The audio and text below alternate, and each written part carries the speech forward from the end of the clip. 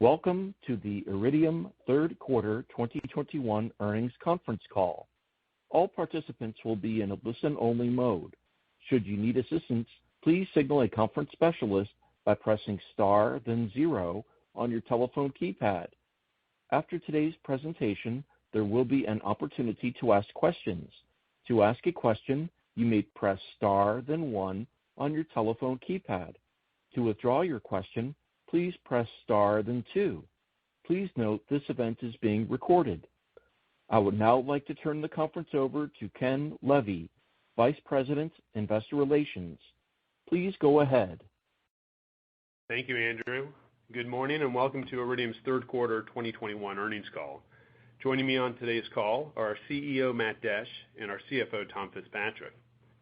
Today's call will begin with a discussion of our third quarter results, followed by Q&A. I trust you've had an opportunity to review this morning's earnings release, which is available on the Investor Relations section of Iridium's website. Before I turn things over to Matt, I'd like to caution all participants that our call may contain forward-looking statements within the meaning of the Private Securities Litigation Reform Act of 1995. Forward-looking statements are statements that are not historical fact and include statements about our future expectations, plans, and prospects. Such forward-looking statements are based upon our current beliefs and expectations and are subject to risks which could cause actual results to differ from forward-looking statements. Such risks are more fully discussed in our filings with the Securities and Exchange Commission. Our remarks today should only be considered in light of such risks.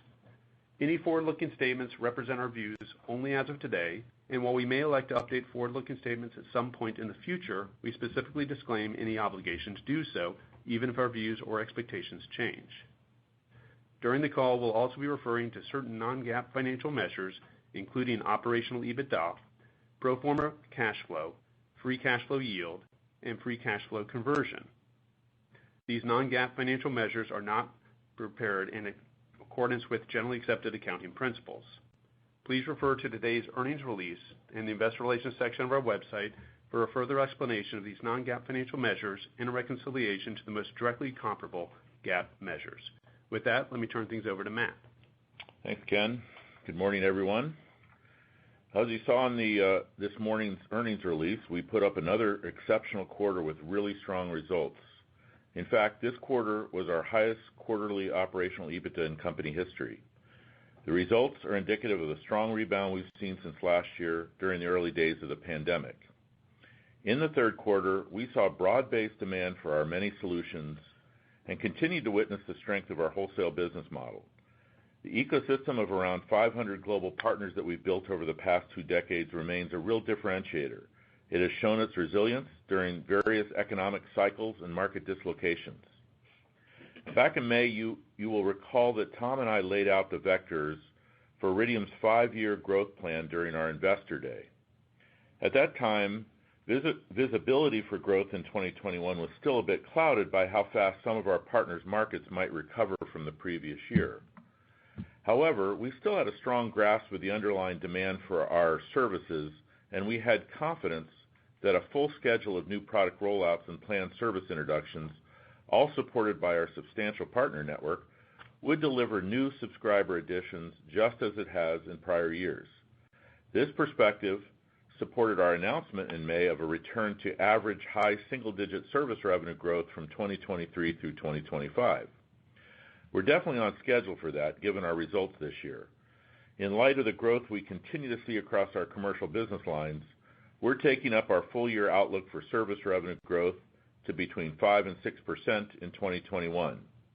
This increase also supports a higher operational Ebitda, which we now expect to reach approximately $375 million this year, which would represent about 5.5% growth on a year-over-year basis.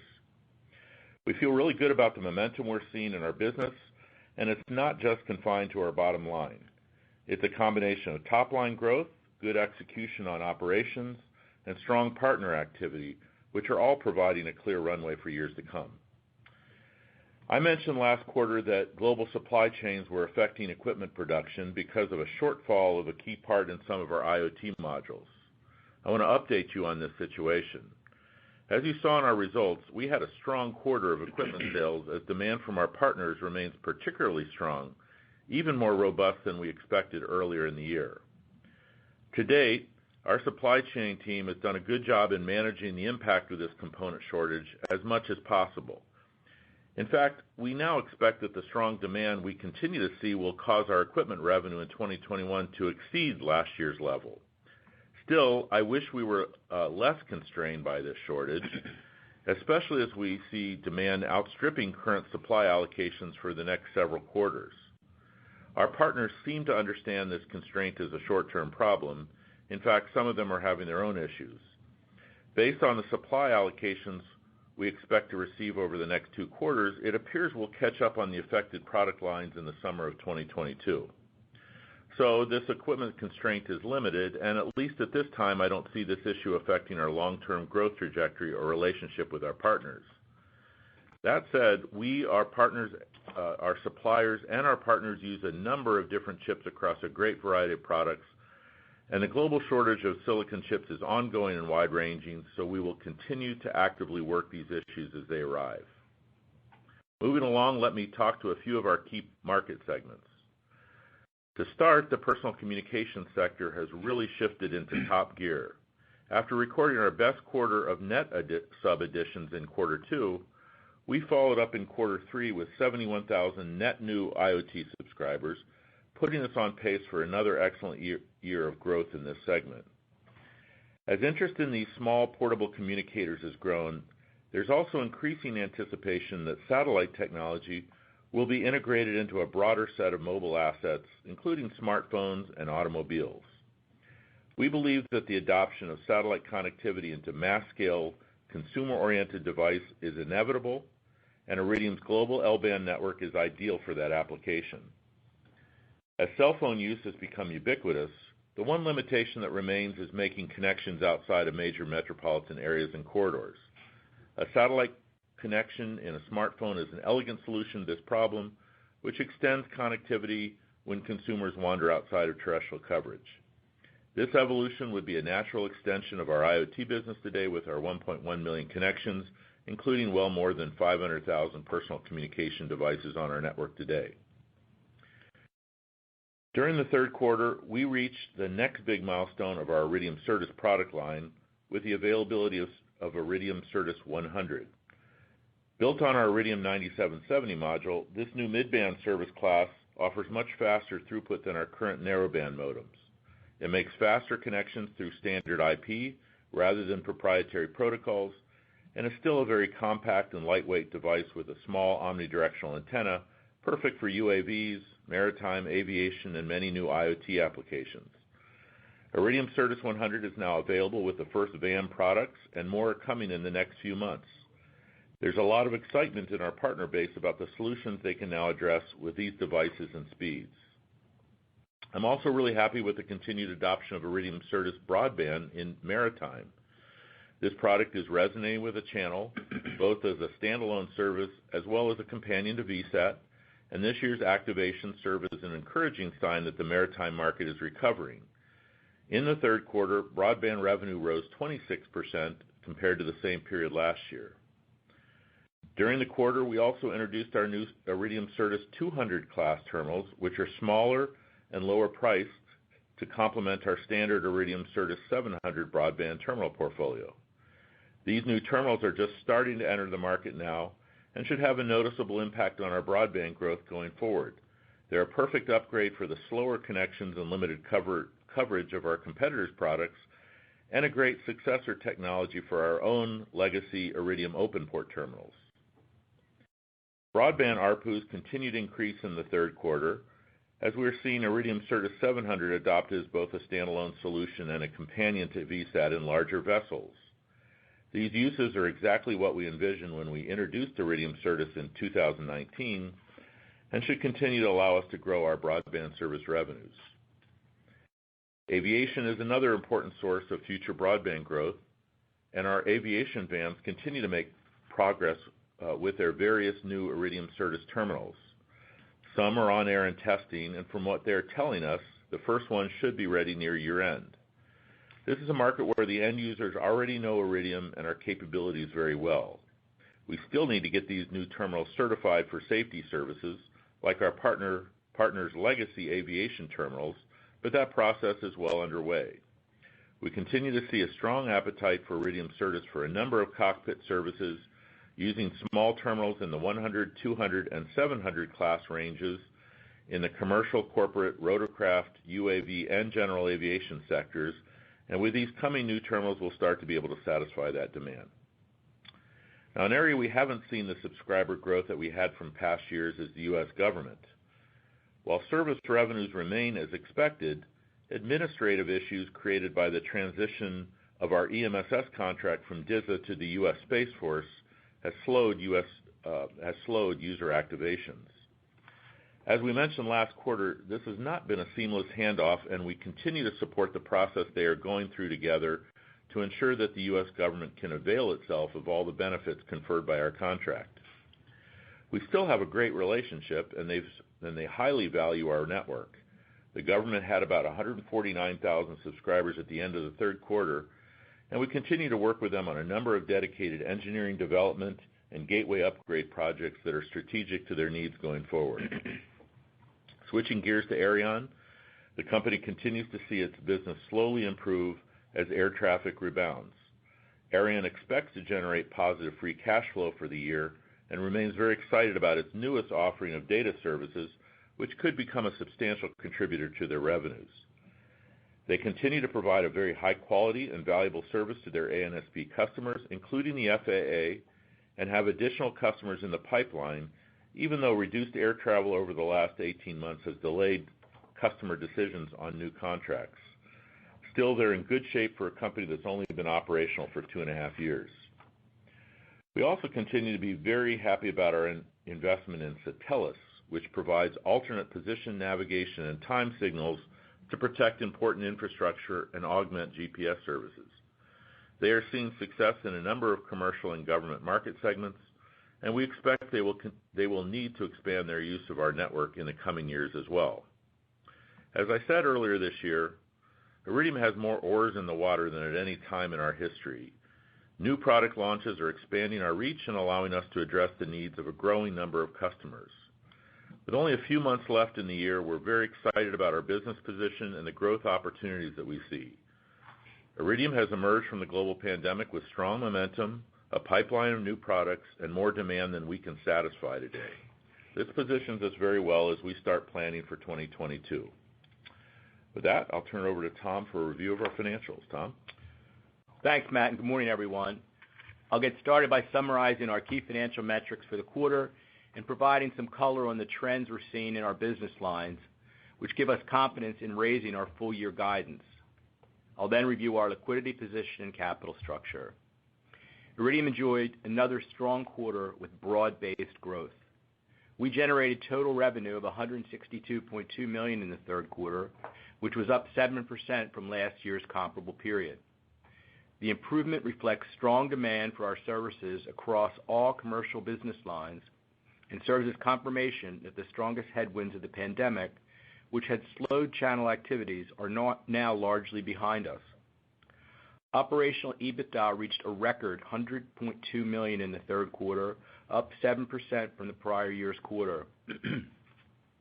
The increase from last year reflects strong momentum in service revenue growth and ongoing demand for subscriber equipment, which is on pace for one of its best years on record.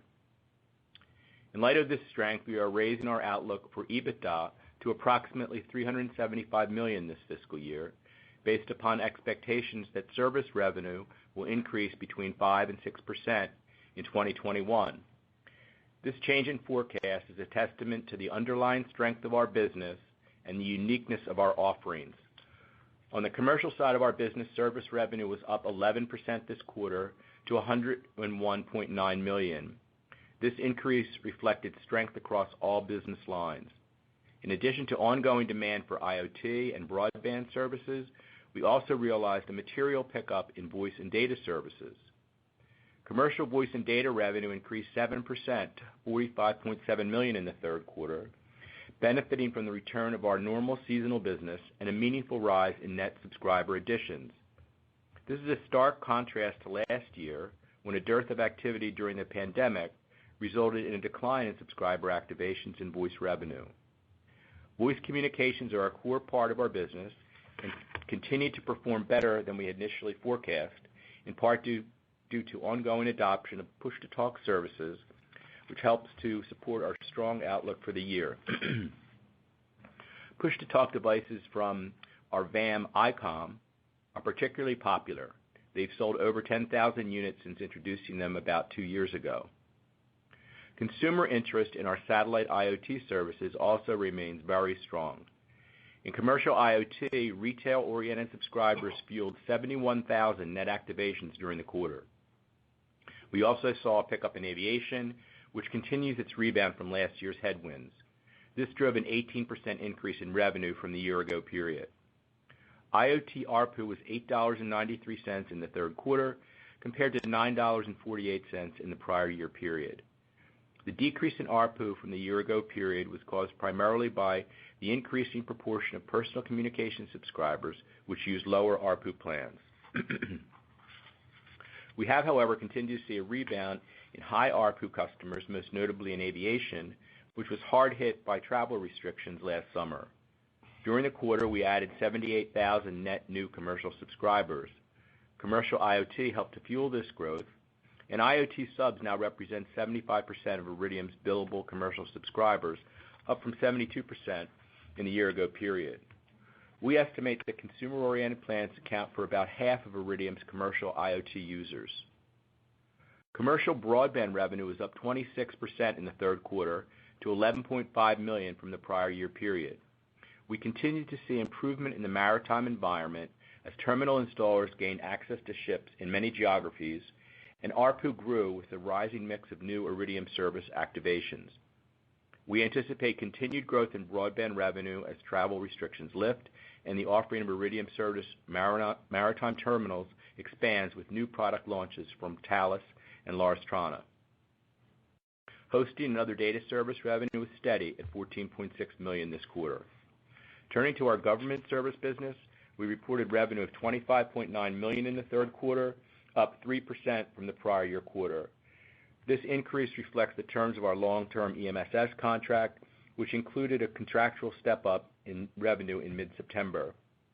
Government subscribers grew 5% year-over-year to 149,000 in the third quarter. Subscriber equipment sales continue to benefit from strong demand, rising 7% to $26.9 million from the year-ago period. As Matt noted, we continue to work with our suppliers and explore options to source components in short supply.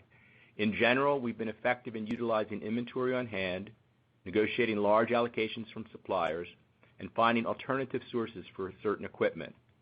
As a result, we have largely managed the impact of the specific supply chain issue that Matt referenced through the first 9 months of the year. We anticipate that the brunt of this component shortage will impact our ability to meet full customer demand in the fourth quarter. The challenge of sourcing components from alternative vendors is likely to result in some margin compression as we absorb certain costs in an effort to respond to strong channel demand. Engineering and support activities remain largely episodic and produced revenue of $7.5 million in the third quarter compared to $9.4 million in the year-ago period. As we noted on our July call, we continue to expect engineering activities to ebb and flow with schedules and the needs of our customers. Through the first 9 months of the year, we've been very happy with our performance and the strong demand for Iridium's suite of services. It's clear that business activity has rebounded from the headwinds we experienced last year.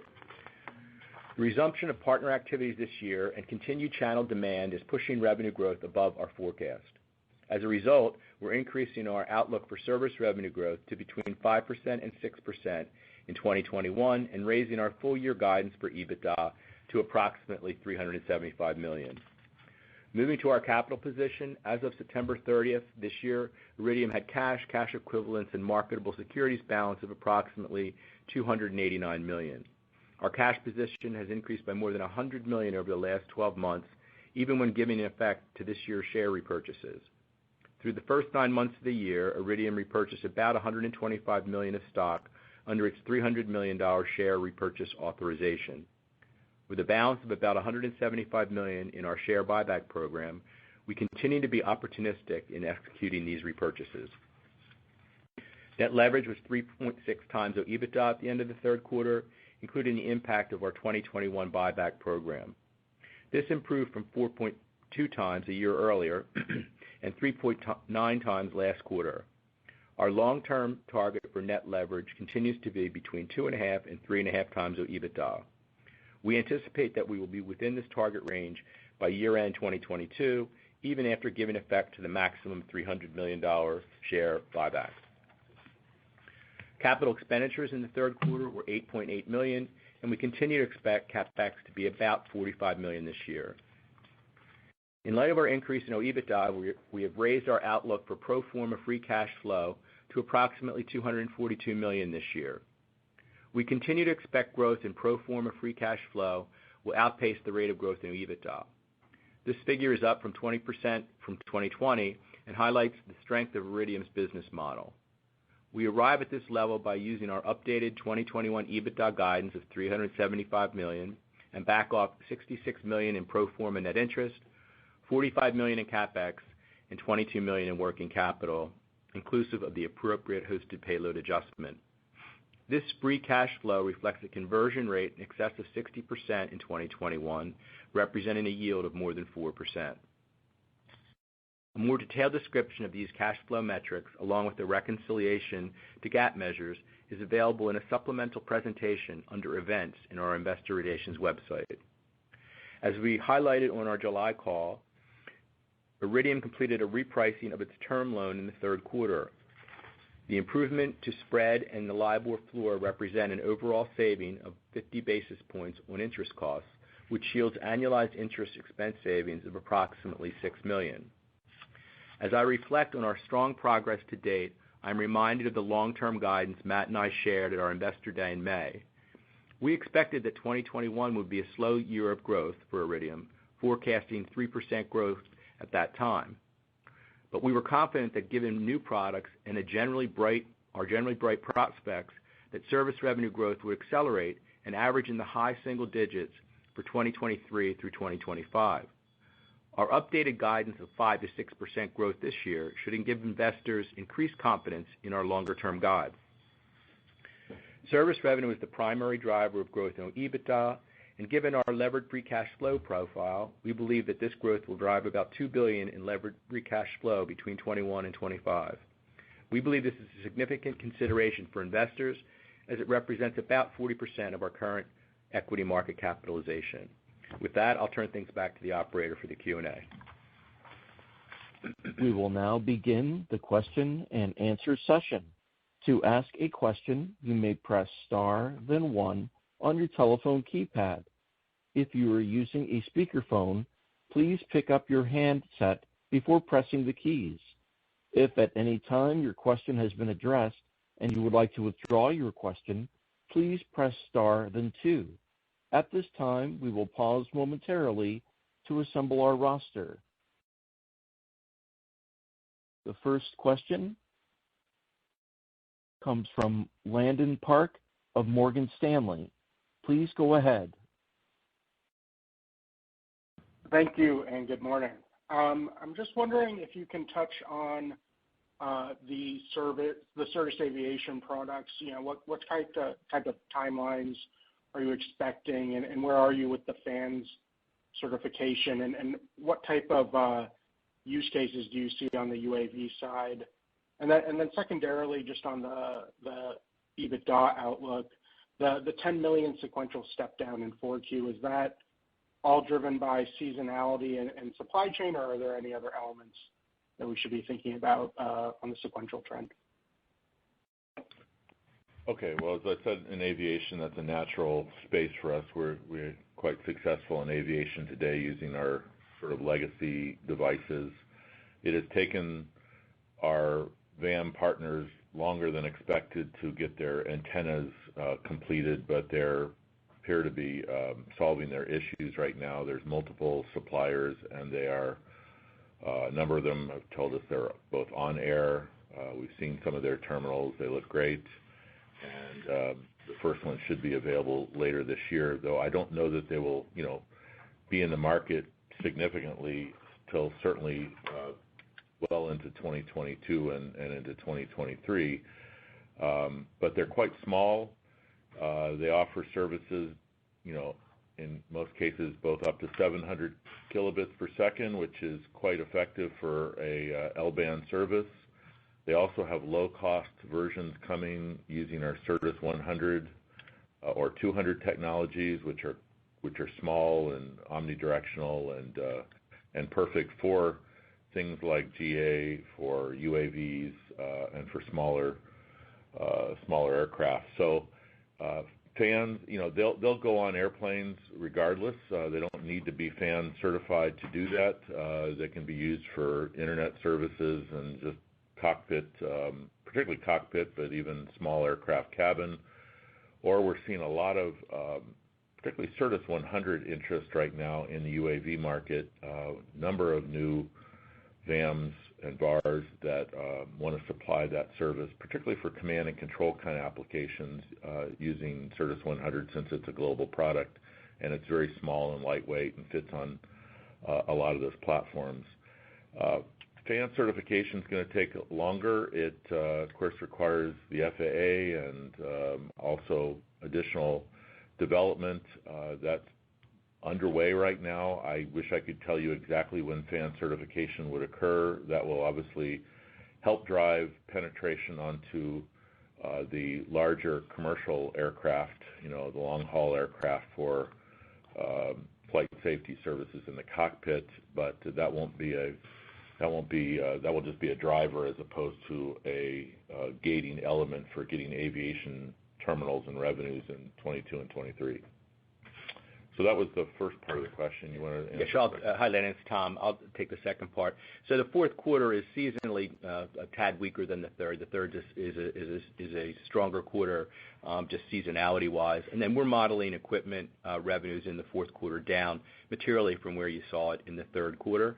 We see equipment revenues up on the full year, but fourth quarter will be down sequentially, and that kind of accounts for the decrease in our outlook for Ebitda sequentially. Great, thanks. And just one last one on Iridium. You guys recently provided some commentary about that payment, that first or the next lump sum payment coming in 24. Can you just walk through how confident are you in that revised timeline and just some of the moving parts there? Right. So we're very confident in Iridium's business model. They're cash flow positive this year. Their business is performing very well. The effects of COVID on international air travel has just caused their business model to move to the right a bit, and so their anticipated refinancing has moved to the right. But we're highly confident that they will make those lump sum payments, in due course. Great. Thanks very much. The next question comes from Ric Prentiss with Raymond James. Please go ahead. Hey, good morning, all. Hey, Rick. Hey, Rick. A couple questions. First, the stock buyback. Obviously, you said you'd be opportunistic. It was a big drop-off between the buyback levels in the first and second quarter to the third quarter. How should we think about how you view the timing and pacing of the buyback? Is there anything else going on out there, like any M&A for use of funds? So the way we think of it, Rick, is we want a handsome return to where we think intrinsic value is, and we think about it in terms of where we are in our level of leverage. So we want a higher return if we're above our leverage guide, and so that's how we think about it. And so we were opportunistic in the third quarter. As we've said, we in terms of M&A, there are some things that we like, but we're not. It's not like we're holding back because of M&A. Okay. Second one, obviously within the quarter, the rumors and that you touched on a little bit about this satellite. Excuse me, Mr. Prentiss. Could you make an adjustment there on your end? I'm sorry to interrupt. It's kind of breaking up there on, I assume, your cell phone.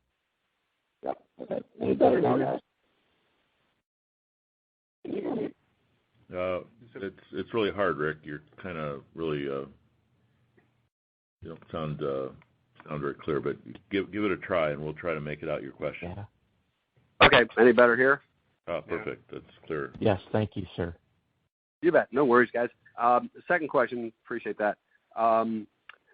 Matt, you touched on it a little bit in your prepared remarks about the thought of L-band coming into smartphones. Can you walk us through kind of the timeline and the process of what's involved in making that happen technically, but also in talking with the OEMs? Yeah, so I'm not going to go into any more detail on that, Rick. As you might imagine, I bring it up because it's been so much in the public sphere, obviously around specifically Apple, the rumors around them, but also there's some other companies that have emerged that are out claiming that they're going to go after this with great expense and new satellites and that sort of thing. And I just think it's important for people to understand this is core to our strategy, that our network is built for this sort of thing. We have the right spectrum and position for it, and we're pursuing it. But, when, if, all those sort of things, I think are, it doesn't really make sense for us to go into any kind of detail. I don't want to even presuppose exactly how and what we would do, because that would give away way too much about what our approach and strategy would be towards that market segment. So hope you understand. Makes sense. But conceptually, the concept of satellite linkages into smartphones are something core to your strategy and something you're working on. Yeah, I mean, we view ourselves as a personal communications company when it really comes down to it. That's how we were built, 25, 30 years ago, was about a highly efficient communication globally to small antennas and small devices around the world. And you can see it's played out in our IoT business. It's played out in the way we have been successful sort of in the personal communication sector around, evolving from satellite phones to personal communicators. And we've been licensing our technology into other products for other applications. And by the smartphones will be just one direction. I mean, also there's a lot of interest, I think, in a lot of connected and other consumer products and automotive sectors and that sort of thing as well. So it's how we're built, Makes sense. And last one for me, obviously a lot of other thoughts about the capital being raised in the space, as you mentioned. How should we think about how you guys look to position yourself in kind of the new landscape of LEOs out there and anything you might be working as far as collaborative? Well, in the segment I just talked about, people who are trying to go after connecting to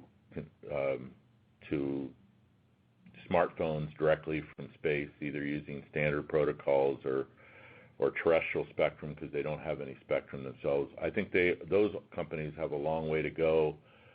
Most of them don't have the technology, built or available yet. Don't have sometimes the financing. Some of their plans, as most people know, are quite ambitious, is probably a nice way of saying it. And so I doubt that we'll be partnering or working necessarily with any of those companies towards things, unless there's some sort of future spectrum sharing or something. But we are keeping our eyes out for the IoT sector. There are lots and lots of companies trying to build networks to go after what I would call the low-end IoT sector. There's been some sort of announcements in that space, none of which really demonstrate that anybody's been successful anytime soon. There have been some companies been purchased, but I don't know that they're even sort of a demonstration of the success of those companies yet. They still have a long way to go, as we know, because we've been now in the IoT business for I think about 17 years or so of our 21, 22 years, and it takes a long time to build up the solutions and ecosystems, and in addition to having sort of a low cost but yet low end sort of product. So we're talking to a lot of them, and we're considering. Some of them want to use our network to possibly provide their services. We are open to that, but are considering whether that makes business and economic sense, and whether we should have other kinds of relationships with them as well. So, great. Okay, we'll keep our eyes on that. Yeah. Appreciate it. Stay well, guys. Thanks. Thanks, Rick. The next question comes from Walter Piecyk with LightShed. Please go ahead. Thanks. Hey, Matt, do you think there's an opportunity for Satelles to have maybe a more formalized relationship with NextNav? If NextNav is successful in completing their SPAC, I saw the announcement from earlier in October, but it seems like they're highly complementary businesses. I'm just curious on your thoughts on those two companies going forward. I'm not sure I can speak specifically to NextNav, nor probably should. I do think I can say that, Satelles has a well-established revenue stream business and probably, is SPACable themselves if that was a smart strategy. I don't frankly know that is. I think SPACs personally, having been through one and finding the pain that was associated when we did it. The original SPAC. We were the original. You were the original SPAC. Yeah, exactly. Exactly. We were SPACs before SPACs were cool, as I say. But it's an expensive way of going. It's an expensive way of going. It was an expensive way for us. It was required because of the 2008, recession and everything. That was the only sort of direction we had in place. And I would say, if you absolutely have to go, I guess that's what you would do. But I don't know that I would wish it on anyone. So your advice to Ariane and Satelles, it sounds like, would be maybe to do a traditional IPO process as opposed to a SPAC. Absolutely. Okay, so can I just move on to Tom? On your prepared comments, I understand that companies don't like to change targets, but in your comments, you talk about like this 3.5 to 2.5 times debt leverage target, and you want to get there by the end of 2022. You're at 3.6 now. If you go backwards on EBITDA, like if you just took the current quarter and annualize it, like many companies do, you're already within the target range of 2.5 to 3.5 times. So I kind of want to come back to the share repurchase comment that I think Rick was asking you. If you bring up a year-to-date chart and I look at the stock performance Q1 and Q2, the stock kind of rallied on the whole Apple thing in September, but there was plenty of time in July and August to buy stock at the same price that you were buying it in June, in the June quarter. And in the March quarter, your stock was in the low to mid 50s. Now you might not have bought stock there, but you found an opportunity to buy $50 million worth of stock in the first quarter, and then the same amount in the second quarter. So I think investors might want a better clarification on why you didn't buy stock in Q3, because saying that you're opportunistic and not getting the same returns, it just doesn't foot to the opportunities you had to buy the stock in the third quarter. Right. So just your observation that we're at 3.6 times leverage now, the guide of being inside at 3.5 times assumes the full $300 million of buyback, so that we would buy back another $175 million worth of the stock. So that answers the leverage question. And I'm not going to get into any more of our thinking around buybacks other than to say that we want an appropriate return to what we consider to be our intrinsic value. And we think you offer that as you offer that as an answer, and the answer doesn't make sense if the stock was at the same price that you were willing to buy it at in Q1 and Q2. I don't know if that's truly accurate. We've demonstrated, let's say, I would call discipline in terms of our view of value. And by the way, I think our value is increasing, particularly given back in quarter one and quarter two, we were still in sort of the post-pandemic depth. We're now at a stronger place where we think our stock probably is even more valuable given our, the confidence in our direction and what we have now told people in May and where we believe our market is in the latter half. So I wouldn't say that the exact same place or the price that we should be buying the stock should be identical in every quarter, I know, but you supported the point though, Matt. If you're in a stronger position, if your intrinsic value is greater, and if the stock's the same price that you were willing to buy it at, in Q1 and Q2, because you had that price in July and August, I think investors just want to understand why this more stock wasn't bought back in the third quarter. I don't disagree with anything you just said. It actually supports the argument. I'm not sure it does. I think it's actually the opposite. But our view of what a valuable price might be going, if you will, up in some ways over time, right. where our stock traded before and where we think it could trade again. But I don't really know it makes sense right now. Like I said, I believe we have a process internally. We're careful. We're disciplined. We're being opportunistic, as Tom said. I think you can almost evaluate what and where it was and as to what prices we are considering that to be. And if you analyze it correctly, you'll find that there is probably more discipline associated with it than you're giving us credit for. But, so I don't really know that it makes sense to argue and describe anything more than that, because it would just be describing prices and other things like that, which don't make sense.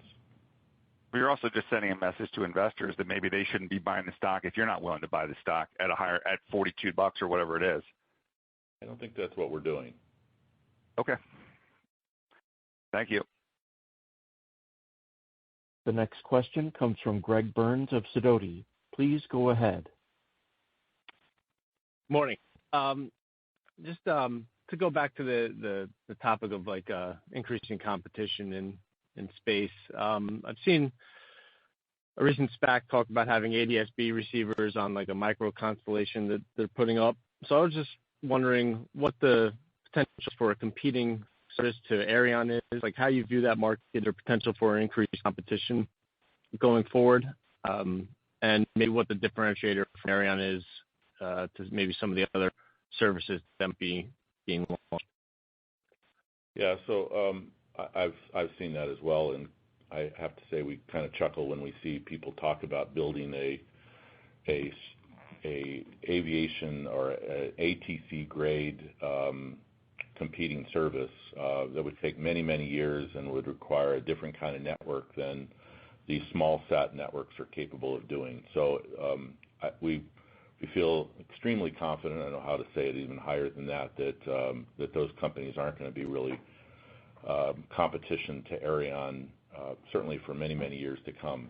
I mean, part of it is the network, our service through interconnected intersatellite links through a network that is that kind of can guarantee performance. It doesn't have satellites that just last a couple years and then you try to bring new satellites into place. That doesn't just depend on certain locations based on bent pipe. It actually has a global connection. Those aren't easily replaceable things with a small sat network of any sort. So could there be data coming from aircraft that goes through small sat networks that maybe could be sold as sort of secondary data? Sure, but I think they're going to be competing with what I would call a golden data set from Iridium that truly knows where every aircraft is at every second, everywhere in the world, as opposed to many, at different time, and not globally, et cetera. So the other thing too is, Iridium, through its ownership structure, obviously its customers are big owners of it, and they demanded really the highest level of accuracies. And in fact, certifications by, like EASA, the European regulator, to prove that the service was bulletproof and worthy of the quality necessary to do air traffic control. That took many years and a lot of effort and a demonstration of quality levels that are kind of unprecedented, that I don't think a small sat network could achieve for many, many, many years to come. So I think there's a big kind of competitive mode around Iridium. Perhaps there can be some competition around data services, but they're going to be competing with a really good set of data, Yeah. Okay, great. Thanks. And then you had mentioned, it sounds like in the maritime space on the broadband front, it's you're starting to see a little bit of improvement there in terms of your access to ships, but the net adds didn't really increase too much every year, and they're down a little bit sequentially. So talk about that comment, what you're seeing in the market. Do you expect the additions to start increasing now, or do you just have a growth pipeline or backlog that you're referring to? Just talk about the outlook for the maritime broadband market. Yeah, what I track is sort of my monthly Certus activations in Maritime, and looking back from kind of earlier this year, actually from last year, and then earlier this year, I see sort of month-over-month improvements each month as more and more Certus terminals get activated on ships. I think the net number of subscribers is that we are seeing some open port terminals deactivated, not nearly as many as we thought many years ago. They seem to be holding on ships, and there's more new Certus terminals going on board than open terminals that are replaced by others. And I think that will probably accelerate a bit with Certus 200, now coming into the market, and Certus 100, because that's a nice replacement for open port, and that might actually accelerate that transition. But the bottom line is, Certus terminals are much faster and higher revenue generating, and so as you can see in the revenue growth we're seeing, that adds for a lot more service revenue growth with that 26% growth we see year over year. So that's probably the most important metric, that we continue to have strong growth in that area. In addition, with these new products and being more cost effective in both land and then eventual aviation applications and more government subscribers, all that will add to continued, I think, broadband growth going out in the future. Okay, and then lastly, with the Certus 100 and 200, is the revenue going to be recognized in broadband, or is it going to depend, like with 100, depend on what the application is, or the IoT? Like, how are we going to track that revenue from those new services? Hey, Greg, it's Tom. Broadband is just going to be above 128. That's the only thing that's going in broadband, and the 100 will it'll be basically follow what it displaces. So we have L-band transceivers. It's in voice and data. If it replaces that, it'll go into voice and data, and if it replaces IoT, it'll go into IoT. Okay, thank you. The next question comes from Hamed Khorsand with BWS Financial. Please go ahead. Hi, good morning. Could you just talk about the earlier comments you made about the component issues, that you went out and sourced different components? Does that change the quality of the product or in any manner? And how did you find the solution of alternative component, and how is that going to impact your partners in any way as far as feedback you've been getting from them as far as quality assurance is concerned? So we would never make any change that would affect the quality of our products. We won't sacrifice quality. That's our brand. So no, a component is usually a like-for-like component that has absolutely the same capabilities, sometimes even better capabilities. We just wouldn't go through the trouble to replace it if it was a component change out. In the situation I was describing on IoT, it was a specific component shortfall. They decided earlier this year, earlier in the summer, that where we had been ordering parts and they'd been delivering them within 3 months, they suddenly said, sorry, you can't get parts for 12 months, because we're using those wafers for perhaps other things. Perhaps they're making car chips out of them, or PC chips, or whatever it was. So it was more that we were on allocation. And by the way, even with the we had great third quarter equipment sales. We were on allocation in third quarter. It just shows you the kind of the level of demand we're getting right now, that our partners,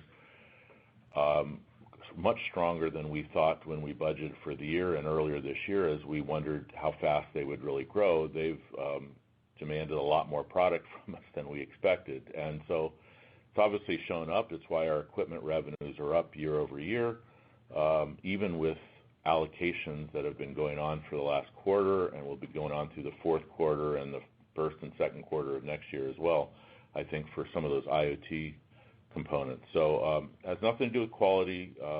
This is something we do all the time. I mean, any high-tech supplier is constantly upgrading components, moving to different parts, different suppliers of the same sort of component, et cetera. But it's this shortage of silicon chips which is the one that is most concerning. That's this whole supply chain issue that, primarily comes out of lack of wafers and stuff coming out of Taiwan. That's the one I think we're mostly watching here. I said our partners are having the same sort of issues. None of them have expressed, I would say, concerns that they could go anyplace else or want to go anyplace else. They know that, at least especially in this component that's in the IoT products, they know that that's a limited time. We're working sort of allocations around to them to meet as much of their needs as we can. So it's, it's a little frustrating, more frustrating than anything else, because we would be just really killing it right now, if this wasn't an issue, but it is a global supply issue. Got it. And then the other question was on the consumer side. You're doing fine as far as getting the components and making the devices, but are you certain they're getting to the shelf in time, especially given the holiday season coming up? We say we're doing fine. I said we'd be doing a lot better. I don't consider this to be fine. I mean, I would put up even bigger numbers in the third and fourth quarter and beyond if we didn't have any constraints here. So I'm not happy with the situation there. Is it affecting some of our partners who may be putting products and with their customers? Absolutely. It is affecting a number of our IoT VAMs and VARs and their ability to get products on the shelves, as it is with many other companies right now. They're getting a lot of them on there. It's not all the ones they want, because they're getting high demand as well. So yeah, it's affecting overall, but and it affects the supply chain all the way out to the end customer. We'd have more subscribers, but for this issue, even through the third quarter, definitely through the rest of the year. Okay, great. Thank you. Thank you. The next question comes from Chris Quilty with Quilty Analytics. Please go ahead. Thanks. Two modeling housekeeping questions for Tom. First, SG&A was up like $2 million sequentially, $5 million over year. Looks like most of that was equity comp, driven by the stock price, which is unknowable, but fair to assume we should model at the same levels or up from here, looking out in the next several quarters? Yeah, I would say at around this level, that's pretty safe, Chris. And no Q4 bonus and whatnot that we should see it up in Q4? Let's see how the quarter plays out, but like I said, I about where the third quarter level, that feels right to us at the moment. Okay. And on gross margins, better than expected in this quarter, especially given the component shortages. I think you mentioned that you expect to see an increasing impact due to that on a go forward. So should we be modeling in that same 40 to 42% gross margin range? So the third impact be more? The third quarter was really strong because it was handset heavy, so handsets are our highest margin. So I'd model it down a bit into the fourth quarter because of the component shortage, but also a mix. Gotcha. And a question on the consumer devices. Obviously, it's been very Garmin heavy in past years. You've mentioned lots of new partners. Are you seeing any of those partners that are standing out in terms of gaining traction?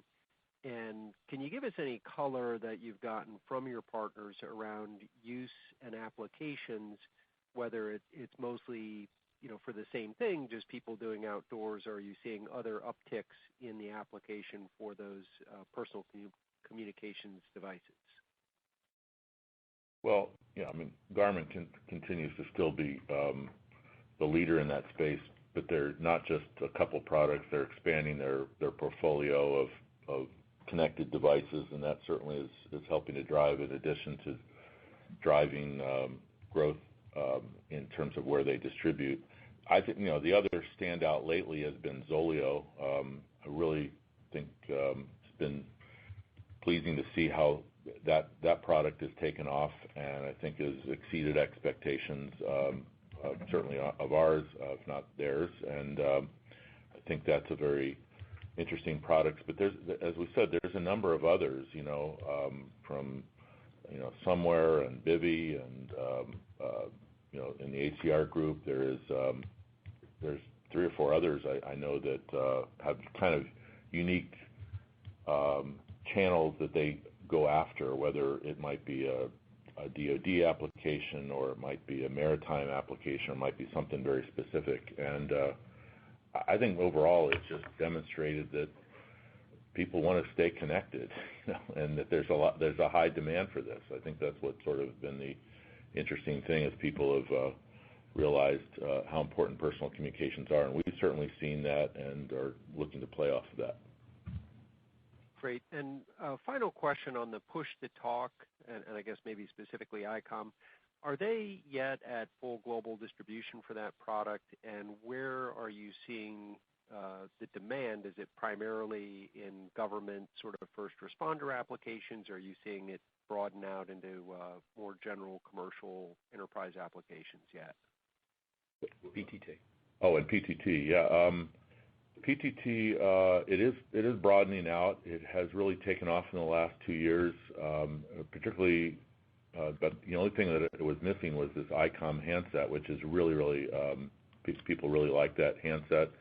I think a great example was this last week. You probably saw us tweet out a little bit about this Rebel Rally, this all-women car rally, where by the way, a great place to talk to the automotive manufacturers who are in these extreme automotive areas, because they see connectivity from satellites being very important. But everyone was using PTT and loving it, because they're trying to coordinate a race over hundreds of miles, and these devices are just easy to use. They push to talk, and everybody hears exactly what you need to talk to, and they couldn't say enough about how the management of the race is really transformed as using it. And we're just seeing more and more applications, whether they be first responders are kind of evolving from satellite phones to push to talk. We see people firefighting. We see other militaries around the world who are looking for alternate devices. We're seeing I think it's continuing to broaden out. It's not really, I would say, consumers at all. It's usually almost some sort of enterprise or civil kind of application of some sort. But we've had we've been really pleased with the performance over the last couple of years in PTT. Great, thank you. The next question comes from Anthony Klarman with Deutsche Bank. Please go ahead. Thank you. Most of what I had has been asked and answered, but maybe if I could, I'd like to, Matt, try to get a little additional color on the commentary around the government contract. In many ways, it's your simplest and easiest agreement you have. It's a fixed price contract with some modest annual escalators. Each side has tremendous transparency as to what the spend is. And I'm wondering what the complexities or teething pains are as the agreement is handed off from BISA to the U.S. Space Force, and what the challenges are there, and do you think that will have any implications on how the contract gets renegotiated in the future? Thank you. Yeah, thanks, Anthony.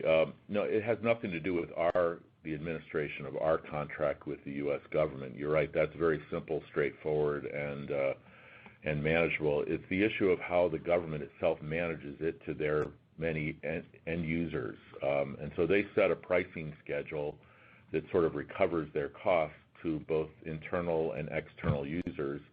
Unfortunately, because of the way they do their accounting, when they moved it over to the U.S. Space Force, it caused all the prices to go way up on their products to their users, many of whom had budgets and couldn't afford the uses, and so in some cases they moved their use over to the commercial gateway that suddenly became less expensive, which is crazy because it's a fixed cost contract. But it was really an internal administration issue between how they accounted for with their users. They recognize that. They are fixing it, and as with all things with the U.S. government, it takes a long time to get news out and changes out to their end customers, and so it will take some time to fix, but I expect over some period of time in the future and next year that we'll start seeing significant increases in subscribers again. So no, I don't think it will affect our long-term renegotiation because the strategic relationship and the general direction of that continues to be positive, but both they and we have been sort of frustrated with this issue that just resulted from sort of internal accounting stuff between two government agencies. Thanks.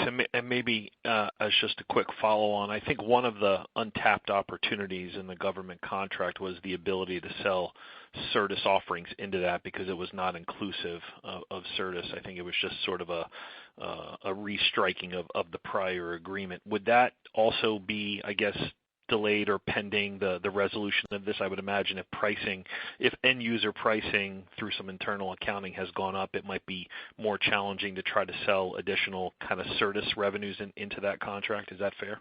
No, it has nothing to do with Certus. It was really all about how you apportion a fixed price contract amongst the users in the different services and external customer bases, and that was.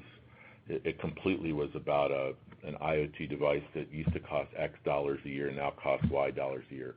Certus was completely independent of that. It's priced separately from that. They are buying it independently from VARs, and that is mapped to sort of a competitive price range. And so no, it won't affect their Certus purchases. Great. Thank you for the additional color. Thanks, Anthony. And the last questions today will come from Louis DePalma with William Blair. Please go ahead. Matt, Tom, and Ken, good morning. Hey, Louis. Hey, Louis. Matt, you mentioned that you are receiving interest from drone providers for your new Certus 100. Are you pursuing partnerships with any of the very large consumer drone platforms? Yes. Great. There's some very large platforms that are very interested in, maybe if not primary control, but a lot of those really big platforms have multiple technologies on them, and there's a lot of interest because we're a very cost-effective and truly global service in those kind of environments. But we do scale down to very smaller drones as well, quite well, which I think is what the attraction is. Great. And one final question. You previously, I think, mentioned how certain government users are using a commercial gateway. What is the status of Iridium finishing building out the U.S. government dedicated gateway for Certus connectivity? Yeah, so it's been dependent upon government budgets, which start and stop. It looks like they're starting again, and so I expect that will be completed next year. I mean, I guess will be finally completed. I thought it would be this year. It hasn't stopped the government from buying services because they just buy it through the commercial gateway, but they would prefer to buy it through the government gateway. So I know it will eventually be an additive to that. But we kind of wait for them to free up the money they need to sort of buy and contract for the work that needs to be done.